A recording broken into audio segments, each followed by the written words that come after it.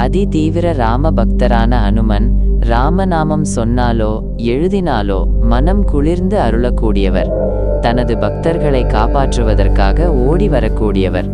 இவருக்கு வெண்ணெய் சாற்றி வழிபடுவது, செந்தூரம் அணிவிப்பது, துளசி அணிவிப்பது, வடைமாலை சாற்றுவது ஆகியன முக்கிய நேர்த்திக்கடன்களாக உள்ளது.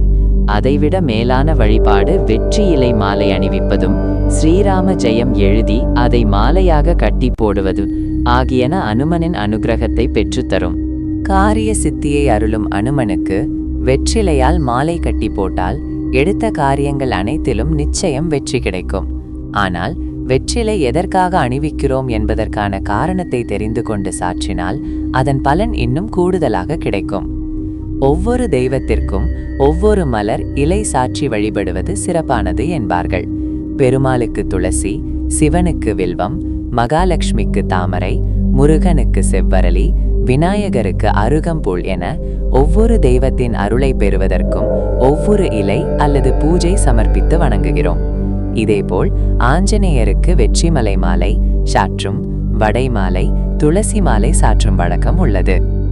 இதற்காக அனுமனுக்கு வெற்றிலை மாலை அணிவிக்கும் வழக்கம் உள்ளது.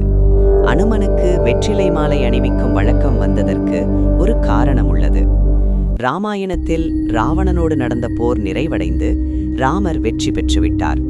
இந்த தகவலை அசோகவனத்தில் ராமரின் வருகைக்காக காத்திருக்கும் சீதாதேவியிடம் விரைந்து சென்று தெரிவித்தார் அனுமன்.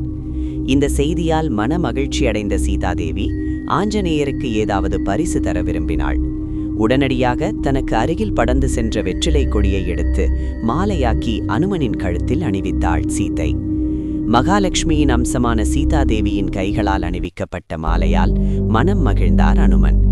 இதனால் சீதாதேவியை போன்று நாமும் வெற்றிலை மாலை அணிவித்தால் அதனால் மனம் மகிழ்ந்து நமக்கு அனுமன் வெற்றியை தருவார் என்பது நம்பிக்கை. இதன் காரணமாகவே வெற்றிலை மாலை சாற்றும் வழக்கம் வந்தது.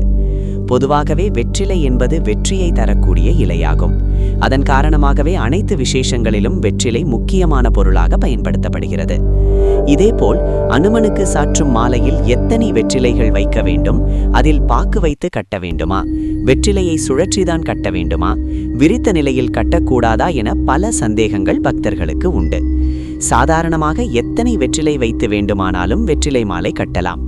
அனுமன் விக்கிரகம் அமைந்துள்ள உயரத்தை பொறுத்து எண்ணிக்கை வைக்கலாம். சிறியதாக இருந்தால் 16, 36, 51 என்ற எண்ணிக்கையில் வைக்கலாம். பெரிய சிலையாக இருந்தால் 108, 1008 என்ற கணக்கில் வைத்து கட்டலாம். வெற்றிலையுடன் பாக்கு வைத்தும் மாலை கட்டலாம். பாக்கு இல்லாமல் வெறும்